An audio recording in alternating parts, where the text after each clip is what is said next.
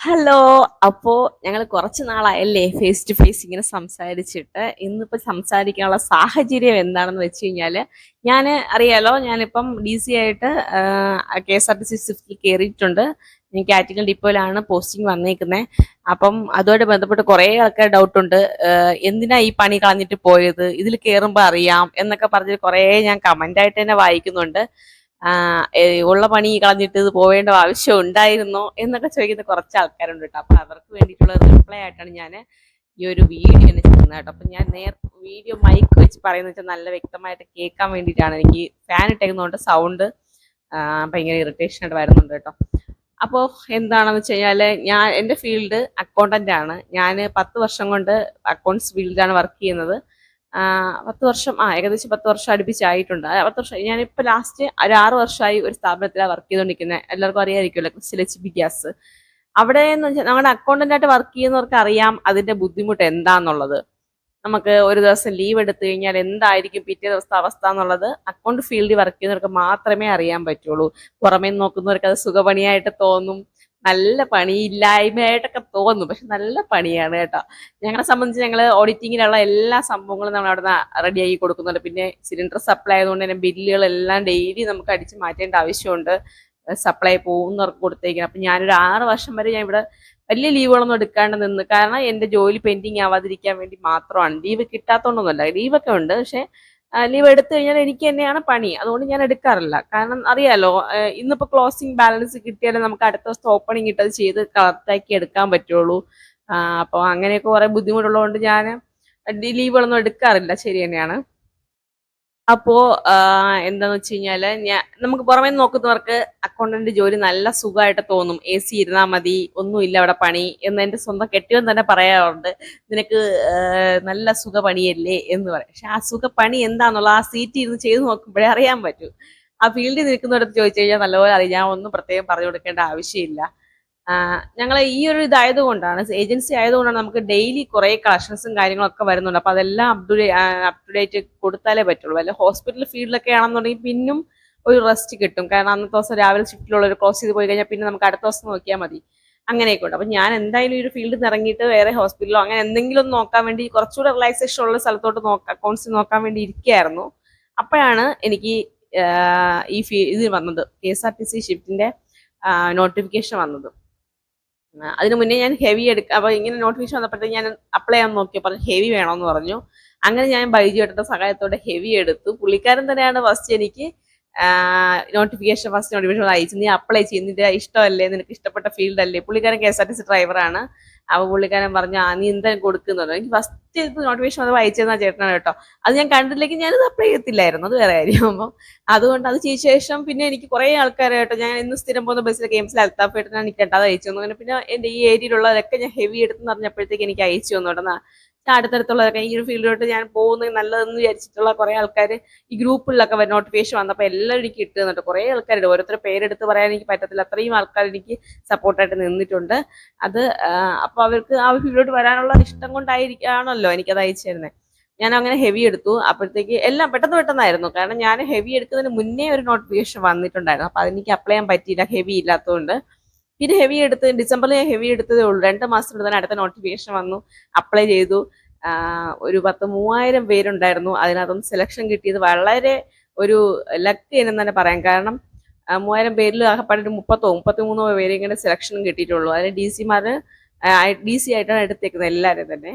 എല്ലാവർക്കും ഹെവി എടുത്തുള്ളവർ മാത്രമേ എടുത്തിട്ടുള്ളൂ. അപ്പം അതും എനിക്ക് നല്ല അനുകൂലമായിട്ട് നടന്നു. അപ്പോഴും ഞാൻ കറക്റ്റ്ലി അവിടെ വർക്ക് ചെയ്തുകൊണ്ട് നിൽക്കുകയാണ്, ഞാൻ ഇറങ്ങിയിട്ടില്ല. ഞാൻ ഇതിൻ്റെ ലാസ്റ്റ് ഘട്ടം വരെ എത്തി. ഇത് ഓക്കെയാണ്, കൺഫേം ആണെന്ന് അറിഞ്ഞ ശേഷം മാത്രമേ, ട്രെയിനിങ്ങിൻ്റെ തലേ ദിവസമാണ് ഞാൻ റിസൈൻ ചെയ്യുന്നത് തന്നെ കേട്ടോ. റിസൈൻ ചെയ്തതെന്ന് വെച്ചാൽ എനിക്കത് വിഷമമൊന്നുമില്ല.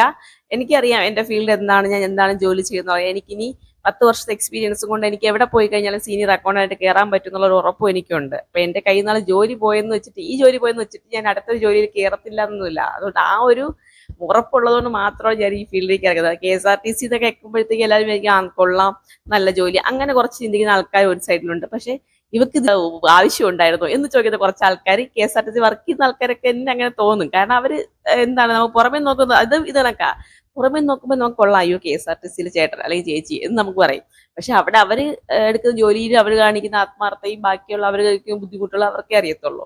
അപ്പൊ അതിലുള്ളവര് അതിലോട്ട് വരരുതെന്ന് തന്നെയാണ്, ഫീൽഡിലോട്ട് വരരുത്, നിങ്ങൾ ഇവിടെ തന്നെ നിൽക്കരുത്, വേറെ നോക്കണം എന്ന് തന്നെയാണ് പറയുന്നത് കേട്ടോ. അപ്പൊ പിന്നെ എനിക്കെന്ന് വെച്ച് കഴിഞ്ഞാല് ഡ്രൈവിംഗ് എനിക്ക് ഇഷ്ടമാണ്, എനിക്ക് ഇഷ്ടപ്പെട്ട ഫീൽഡാണ് ഡ്രൈവിംഗ്. പക്ഷെ ഞാൻ ഇങ്ങനെ ഹെവി എടുത്ത് ഇങ്ങനെ ബസ് എനിക്ക് ഓട്ടിക്കാൻ പറ്റുമെന്ന് ഞാൻ സ്വപ്നത്തിൽ പോലും ഞാൻ വിചാരിച്ച കാര്യമല്ല. അതുകൊണ്ട് എനിക്കത് പെട്ടെന്ന് പെട്ടെന്ന് പെട്ടെന്ന് എനിക്ക് എല്ലാം അങ്ങ് കറക്റ്റ്, എന്തോ ഒരു ദൈവാനുഗ്രഹം പോലെ എനിക്ക്. ഞാൻ ആദ്യം ഒന്നും ചിന്തിച്ചില്ല, ഞാൻ ഇവിടെ നിന്ന് ഇറങ്ങണമെന്നോ അക്കൗണ്ട്സ് ഫീൽഡിൽ നിന്ന് മാറണമെന്നൊന്നും ചിന്തിച്ചിട്ടില്ല. പിന്നെ പിന്നെ എനിക്കൊരു ഒന്ന് ലീവൊക്കെ എടുത്തൊന്ന് ചെറിയൊരു റിലാക്സേഷൻ കിട്ടാൻ നല്ലതാണ്, അക്കൗണ്ട് ഫീൽഡ് വിട്ടിട്ടൊന്ന് വേറെ എവിടെയും നോക്കാം എന്നൊക്കെ ഞാൻ വിചാരിച്ചിരുന്നു. അപ്പോഴാണ് ഇതെല്ലാം വന്നത് കേട്ടോ, അവസരങ്ങളെല്ലാം വന്നത്. അവസരം വന്നത് മാത്രമല്ല, അത് പെട്ടെന്ന് പെട്ടെന്ന് പെട്ടെന്ന് ഒരു വെയിറ്റ് ചെയ്യേണ്ട സമയം വന്നില്ല. പെട്ടെന്ന് നോട്ടിഫിക്കേഷൻ വരുന്നു, അപ്ലൈ ചെയ്യുന്നു, ടെസ്റ്റ് വിളിക്കുന്നു, അതിൽ കിട്ടുന്നു, പിന്നെ അവസാനം ട്രെയിനിങ് പോയി. പെട്ടെന്നായിരുന്നു. ഒന്നും എനിക്ക് കറന്റ് വർക്ക് ചെയ്തുന്ന ഓഫീസ് തന്നെ എനിക്ക് ആരുടെ യാത്ര പറയാനുള്ള സമയം പോലും സത്യം പറഞ്ഞാൽ കിട്ടിയില്ല. പെട്ടെന്നൊരു തലപ്പത്താണ് എനിക്ക് ഇവിടെ നിന്ന് ഇറങ്ങിയിട്ട് വന്നത്. പിന്നെ അങ്ങനെ പിന്നെ ഏകദേശം ഒരു മാസം കൊണ്ട് ഞാൻ അവിടെ സെറ്റ് ആക്കിയിട്ടാണ് ഇറങ്ങിയത്. എനിക്കൊന്ന് ഫുൾ തൃപ്തിയായിട്ട് ഇറങ്ങാൻ പെൻഡിങ് കാര്യങ്ങളൊന്നും ഞാൻ പരമാവധി ഇട്ടില്ല. ഇത് സക്സസ് ആവുകയാണെന്നുണ്ടെങ്കിൽ അടുത്ത വരുന്ന ആൾക്ക് ബുദ്ധിമുട്ടുണ്ടാകുന്ന ഇതിന് ഞാൻ കറന്റ് ഡെയിലി അപ്ഡേറ്റ് ചെയ്താണ് പോകുന്നത്. അതുകൊണ്ട് വലിയ പെൻഡിങ് ഒന്നും ഇല്ലായിരുന്നു. അങ്ങനെ ഒരു സമാധാനത്തേക്ക് ഇറങ്ങാൻ പറ്റി. അപ്പം അങ്ങനെ ഞാൻ പറഞ്ഞെന്ന് വെച്ച് കഴിഞ്ഞാൽ ഈ ഒരു ഫീൽഡ് എന്ന് വെച്ചാൽ എനിക്ക് ഡ്രൈവിംഗ് ഇഷ്ടമാണ്. എനിക്ക് ഡ്രൈവ് ചെയ്യണമെങ്കിൽ എത്ര ദൂരം വേണമെങ്കിൽ ഞാൻ ഡ്രൈവ് ചെയ്യും. ഉറക്കം വന്നിട്ട് ഞാൻ എത്ര ദൂരം വേണോ ഡ്രൈവ് ചെയ്യും കേട്ടോ. എനിക്ക് ഇഷ്ടമുള്ള ഫീൽഡാണ് ഡ്രൈവിംഗ്. അപ്പം അതുകൊണ്ട് നോക്കുമ്പോൾ ഇതിപ്പം KSRTC ആകുമ്പോഴത്തേക്ക് ഇലക്ട്രിക്കൽ ബസ്സാണ്, ഗിയറുള്ള ബസ്സാണ് എനിക്ക് ഇഷ്ടമാണ്. വേറെ കാര്യം അത് നമുക്കവർ തരാത്തതുകൊണ്ട്, ഇനി ഭാവിയിൽ തരുമെന്നുണ്ടെങ്കിൽ ഞാൻ ഉറപ്പായിട്ട് വാങ്ങിക്കും പുതിയ ബസ്സുകളിൽ. നമുക്ക് നിലവിലുള്ള RTCയിലൊന്നും എനിക്ക് വേണ്ടെന്ന് ഞാൻ പറഞ്ഞിട്ടുണ്ട്. കാരണം ഇങ്ങോട്ട് ചവിട്ടി അങ്ങോട്ട് വിടുന്ന ഗിയറുകളാണല്ലോ നമ്മുടെ വണ്ടികൾ. എന്നാലും അതിലാണ് നമുക്ക് ട്രെയിനിങ് തന്നത് കേട്ടോ. 2 വണ്ടി, ടാറ്റയുടെ ആയാലും ലൈലാൻഡിലെയും രണ്ടും നമുക്ക് അതിനകത്താണ് ട്രെയിനിങ് തന്നത്. കണ്ടക്ടറിന് ഞാൻ ട്രെയിനിങ് കഴിഞ്ഞു. ഏകദേശം 8 ദിവസം ട്രെയിനിങ് ഉണ്ടായിരുന്നു. ഇതൊക്കെ സക്സസ് ആയിട്ട് ലാസ്റ്റ് നമുക്കൊരു വാല്യൂഷൻ കാണും. അതിൽ നിന്നാണ് DC ആയിട്ട് വിടണോ കണ്ടക്ടറായിട്ട് മാത്രം വിടണോ എന്നുള്ള തീരുമാനം വരുന്നത്. അപ്പൊ എനിക്കും ഒരു 13 വരെ ഞങ്ങൾ കയറിയതിൽ ഒരു 5-6 പേർക്ക് ഇന്നലെയാണ് ഞങ്ങൾ അറിഞ്ഞത് അവർക്ക് കണ്ടക്ടറായിട്ട് ഇപ്പോൾ പോകാൻ പറ്റുള്ളൂ നിലവിൽ. അത് കഴിഞ്ഞ് വീണ്ടും ഇനി അവർക്ക് റീടെസ്റ്റ് എല്ലാം നമ്മുടെ ട്രെയിനിങ് കാണും. ഈ ഒന്നുകൂടെ ട്രെയിനിങ് കഴിഞ്ഞ ശേഷമാണ് അവർക്ക് DC ആയിട്ട് കയറാൻ പറ്റുള്ളൂ. അപ്പൊ അതിലും എനിക്ക് DC ആയിട്ട് കയറാൻ പറ്റി. പിന്നെ ഏത് ഡിപ്പാണെന്നുള്ളത് എനിക്ക് ഭയങ്കര ടെൻഷനായിരുന്നു. കാരണം ആറ്റിങ്ങൽ കിട്ടുകയാണെന്നുണ്ടെങ്കിൽ എനിക്ക് അടുത്താണ്, എൻ്റെ ഒരു സാഹചര്യം വെച്ചിട്ട് എനിക്ക് അതാണ് ഏറ്റവും എളുപ്പം. അപ്പം നമുക്ക് സിറ്റിയിലാണെന്നുണ്ടെങ്കിൽ എനിക്ക് ഓടിയെത്താൻ പറ്റത്തില്ല, അത് ഉറപ്പായ കാര്യമാണ്. കാരണം 6:30 മണിക്കൊക്കെ രാവിലത്തെ ഷിഫ്റ്റ് തുടങ്ങണമെന്നുണ്ടെങ്കിൽ ഇവിടെ നിന്ന് ഞാൻ 4 മണിക്ക് ഇറങ്ങിയാലും അങ്ങ് എത്തത്തില്ല. ഇത് ബസ്സും ഇല്ല, ട്രെയിനും ഇല്ല സമയത്ത്. അങ്ങനെ ഞാൻ സാറിൻ്റെ അടുത്ത് പറഞ്ഞു, സാറേ എനിക്ക് സെലക്ഷൻ കിട്ടിയ ശേഷം തന്നെ പറഞ്ഞു, ഞാൻ എനിക്ക് പറ്റുമെന്ന് തോന്നുന്നില്ല. കാരണം എനിക്ക് ആറ്റിങ്ങിലാണെന്നുണ്ടെങ്കിൽ സൗകര്യമായിരുന്നു, അവിടെ ആണെങ്കിൽ പറ്റത്തില്ല. അപ്പം നിലവിൽ ആറ്റിങ്ങിൽ ഒരു 3 വണ്ടിയേ ഓടുന്നുള്ളൂ. അപ്പം അവർക്കും ഒരു സാഹചര്യം ഇല്ല ഇങ്ങോട്ടാക്കാൻ വേണ്ടിയിട്ട്.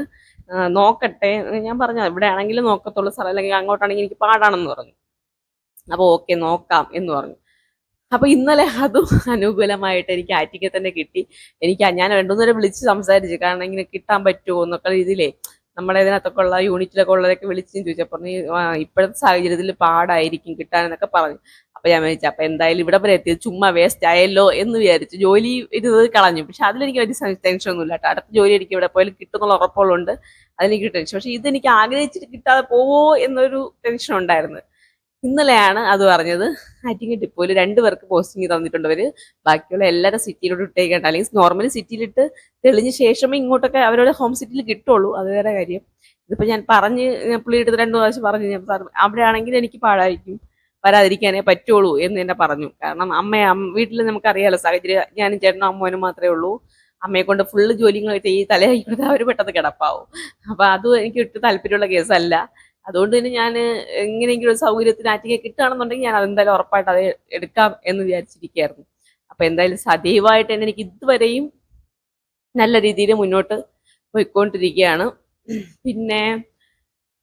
പിന്നെ പറയാന്ന് വെച്ച് കഴിഞ്ഞാൽ ഇത് എനിക്ക് ഈ ഒരു ഫീൽഡ് ഇഷ്ടമാണ്, അതുകൊണ്ട് മാത്രമാണ് ഞാൻ ഇത് എടുക്കുന്നത്. അപ്പം ഞാൻ ഹെവി എടുക്കുന്ന സമയത്ത് ബൈജു എന്ന് പറയുന്നതായിട്ടാണ് എനിക്ക് ഹെവി എടുക്കാനായിട്ട് 5 ദിവസം കൊണ്ട് ക്ലാസ്സിൽ എനിക്ക് പെട്ടെന്ന് റെഡിയാക്കി തരുകയും ചെയ്തു. 5 ദിവസത്തെ ക്ലാസ് ഞാൻ എടുത്തോളൂ. അത് ഈ ഞായറാഴ്ച ഒരു ദിവസം വർക്കിംഗ് ആയതുകൊണ്ട് ഞായറാഴ്ച ഒരു ദിവസമാണ് ആള് KSRTC വർക്ക് ചെയ്തത്. അപ്പം ഞായറാഴ്ച എനിക്ക് വേണ്ടിയിട്ട് ക്ലാസ് ഒക്കെ ഇട്ട ദിവസങ്ങളുണ്ട് കേട്ടോ. അപ്പം ബൈജുവിൻ്റെ സമയത്ത് ഞാൻ ഓർമ്മിക്കാതിരിക്കാൻ പറ്റത്തില്ല. അപ്പം ചേട്ടനാണ് എനിക്ക് ഫസ്റ്റ് ഇത് നോട്ടിഫിക്കേഷൻ അത് അയച്ചത്, നീ അയക്കി നിനക്ക് കിട്ടും, നിന്റെ ആഗ്രഹമല്ലേ എന്നൊക്കെ പറഞ്ഞ് പുള്ളിക്കാർ അയച്ചു. പിന്നെ കുറച്ച് ആൾക്കാർ ചിന്തിക്കുന്നുണ്ടായിരിക്കും, ഓ ഈ ഒരു ഫീൽഡ് വിട്ടിട്ട് പെൺകൊച്ചിന് എന്തിന്റെ കേടാ എന്ന് ചിന്തിക്കുന്നവർക്ക് മാത്രമാണ് ഈ വീഡിയോ. ഞാനിതെല്ലാം ചിന്തിച്ചും കണ്ടിട്ടും തന്നെയാണ് ഞാൻ ഈ ഒരു ഫീൽഡിലോട്ട് വന്നത്. ഇവിടെ ഞാൻ ഉറപ്പിച്ച് നിൽക്കുമെന്നും എനിക്ക് ഉറപ്പില്ല. പറ്റുന്നതാണെന്നുണ്ടെങ്കിൽ ഞാൻ ഇത്രയും നാൾ ചെയ്ത ജോലി ആത്മാർത്ഥയോടെ തന്നെയാണ് ചെയ്തത്, അതുപോലെ ആത്മാർത്ഥയായിട്ട് ചെയ്യും. നിൽക്കാൻ പറ്റുന്ന സാഹചര്യമാണെങ്കിൽ നിൽക്കാം, ഇല്ല എന്നുണ്ടെങ്കിൽ എനിക്ക് എൻ്റെ ഫീൽഡിലോട്ട് തന്നെ ഞാൻ പോകും, അത്രയേ ഉള്ളൂ. അപ്പം എനിക്കത് വലിയ റിസ്ക് ആയിട്ട് തോന്നുന്നില്ല. അതുകൊണ്ടാണ്, കാരണം ഞങ്ങൾക്ക് എൻ്റെ കയ്യിൽ ഒരു പിടിവലി ഉള്ളതുകൊണ്ടാണ്. കാരണം ഒരു പഠിച്ച ജോലി എനിക്കറിയാം, എവിടെ പോയാലും എനിക്ക് സീനിയർ അക്കൗണ്ട് എന്നുള്ള രീതിയിൽ തന്നെ കയറാം. ജൂനിയർ ആയിട്ടല്ല, സീനിയർ ആയിട്ട് തന്നെ കയറാൻ പറ്റും. സ്റ്റാർട്ടിങ് തന്നെ ഒരു 10-30 സാലറി കിട്ടുകയും ചെയ്യും. അതിലോട്ട് പോകാതെ വീണ്ടും ഞാൻ എന്തിനാ അതിലോട്ട് പോയത് എന്ന് ചോദിക്കുന്നവർക്കുള്ള മറുപടിയാണ് കേട്ടോ. ഞാൻ വീഡിയോ പറഞ്ഞിട്ടുണ്ട്, ഞാനതൊക്കെ മറുപടി തരുന്നതായിരിക്കും എന്നൊക്കെ പറഞ്ഞു. കുടുംബക്കാർക്കായിരിക്കും തോന്നുന്നുണ്ടായിരിക്കും, നല്ലൊരു ജോലിയല്ലേ കളഞ്ഞിട്ട് ഇതിലോട്ട് കയറുന്നത്. പക്ഷെ ചിലർ പറയുന്നുണ്ട് ഗവൺമെന്റ് ജോലിയല്ലേ, അപ്പം ഗവൺമെന്റിന്റെ ഫുള്ള് നമുക്കുള്ള ഇതൊന്നും നമുക്കില്ല. PF കാര്യങ്ങളൊക്കെ ഉണ്ട്, ശരി തന്നെ. ഇപ്പൊ കേൾക്കുമ്പോ പേര് കേൾക്കുമ്പോ കൊള്ളാം, ഗവൺമെന്റ് ജോലിയല്ലേ, സുഖമാണ് എന്ന്. ഇതും വലിയ സുഖമുള്ള ജോലിയൊന്നും അല്ല, നല്ല പാടുള്ളതാണ്. DC എന്ന് പറഞ്ഞാൽ ഡ്രൈവർ കം കണ്ടക്ടറാണ്. ഡ്രൈവർ പണി എടുക്കണം, കണ്ടക്ടർ ഇല്ലെങ്കിൽ കണ്ടക്ടർ പണി എടുക്കണം, അങ്ങനെയാണ് കേട്ടോ. അപ്പം അത് രണ്ടും റിസ്ക് ഉള്ള പണി തന്നെയാണ്. കണ്ടക്ടർ പണി റിസ്ക് തന്നെയാണ്, ഡ്രൈവർ പണി ഏറ്റവും വലിയ റിസ്ക് പണിയാണ് ഡ്രൈവർ പണി. അപ്പം അത് എവിടെ വരെ പോകും നോക്കട്ടെ. എനിക്ക് ഇഷ്ടത്തോട് തന്നെയാണ് ഞാൻ മുന്നോട്ട് പോകുന്നത്. ഇനിയിപ്പം നമുക്ക് യൂണിഫോം കിട്ടുന്നതിന് താമസമേ ഉള്ളൂ. യൂണിഫോം കിട്ടിക്കഴിഞ്ഞാൽ പെട്ടെന്ന് തന്നെ ജോയിൻ ചെയ്യാൻ പറയും. പിന്നെ അറിയാൻ പറ്റും റൂട്ടും കുറെ ആൾക്കാർ ചോദിക്കും റൂട്ടും കാര്യങ്ങളൊക്കെ എവിടെയാണെന്നൊക്കെ. റൂട്ടും കാര്യങ്ങളൊക്കെ പിന്നെ അറിയാൻ പറ്റുള്ളൂ കേട്ടോ. അതൊക്കെ വഴി ഞാൻ അറിയിക്കാം. അപ്പം ഇത്രയേ ഉള്ളൂ, വേറൊന്നുമില്ല. എനിക്ക് എന്തായാലും ഒരു ഡ്രൈവിംഗ് ഇഷ്ടമായതുകൊണ്ട് ഈ ഫീൽഡിലോട്ട് ഇറങ്ങി എന്നുള്ളതേ ഉള്ളൂ. നോക്കാം എവിടെ വരെ പോകും നോക്കാം, സന്തോഷത്തോടെ പോവാം എന്ന് ഞാൻ വിചാരിക്കുന്നു. ഒരുറപ്പുമില്ല എന്താണെന്നുള്ള ഫീൽഡിലോട്ട് ആദ്യമായിട്ടായതുകൊണ്ട് ഒരു ഉറപ്പുമില്ല എന്താണ് ഏതാണെന്നുള്ളതൊക്കെ. പിന്നെ എന്നെ കൊണ്ട് പറ്റാവുന്നൊരു 100% ഞാൻ കൊടുക്കും എന്നുള്ളതേ ഉള്ളൂ. അത് ഇത്രയും വർഷം അങ്ങനെ തന്നെയാണ്, ഇനിയും അങ്ങനെ തന്നെ ആയിരിക്കും. നമ്മുടെ സൈഡിൽ നിന്ന് 100% നമ്മൾ എങ്ങനെയാണോ ഒരു രീതി കൊടുക്കുക, അത്രേ ഉള്ളൂ. ഓക്കെ ആണെങ്കിൽ മുന്നോട്ട് പോവാ, ഇല്ലെന്നുണ്ടെങ്കിൽ വേണ്ട, അത്രേ ഉള്ളൂ. അപ്പം ഇത്രയൊക്കെ ഉള്ളൂ. ഞാൻ നിങ്ങൾക്ക് ഇതൊരു കുറേ ആൾക്കാർക്ക് സംശയമുണ്ട്, കാരണം ഈ ഒരു ഫീൽഡ് വിട്ടിട്ട് എന്തിനാ പോയേ, അല്ലെങ്കിൽ ആ ഫീൽഡ് നിൽക്കുന്നവർക്ക് ഈ കൊച്ചിന് വേറെ പണിയൊന്നുമില്ല, അതിന് പോയാൽ പോരെ, എന്തിനാ ഇതിലോട്ട് തല വെച്ചത് എന്നൊക്കെ പറയുന്നവർക്കുള്ള മറുപടി ആയിട്ടാണ് ഞാൻ ഈ വീഡിയോയിൽ ചെയ്തത് കേട്ടോ. അപ്പൊ ഇത്രയൊക്കെയുള്ള വിശേഷങ്ങൾ. അടുത്ത് ഞാൻ എൻ്റെ വഴിയുള്ള വിശേഷങ്ങളൊക്കെ ഞാൻ നിങ്ങളെ വീഡിയോയിലൂടെ അറിയിച്ചിരിക്കും. അപ്പൊ അത്രയൊക്കെ ഉള്ളൂ. കുറച്ച് വീഡിയോസ് ഇട്ടപ്പോഴത്തേക്ക് കമന്റ് ആയിട്ട് ഞാൻ വായിച്ചു, ഈ കാണിക്കുന്ന പ്രഹസനമൊക്കെ പിന്നെയും കാണുമോ എന്നൊക്കെ. അപ്പൊ മിക്കവാറും ആ ഫീൽഡിൽ നിൽക്കുന്നവരായിരിക്കും ആ കമന്റ് ഒക്കെ ഇട്ടേക്കുന്നത്. എനിക്ക് ആളിനെ ഒന്നും അത്ര പരിചയമില്ല. അപ്പൊ അവർക്കൊക്കെ മറുപടി ആയിട്ടാണ് ഞാൻ പറയുന്നത്. വലിയ പ്രഹസനം കാണിക്കുന്നതല്ല, നമുക്ക് കൊള്ളാം എന്ന് തോന്നി ഇറങ്ങി നോക്കാം, കൊള്ളാമോ എന്ന് നോക്കിയിട്ട് നമുക്ക് വേണ്ടെങ്കിൽ വേണ്ടത് വയ്ക്കാമല്ലോ, വേറെ പ്രശ്നമൊന്നുമില്ലല്ലോ. ഓക്കെ, അപ്പൊ അടുത്തൊരു വീഡിയോ വരുന്നവരെ ടാറ്റാ.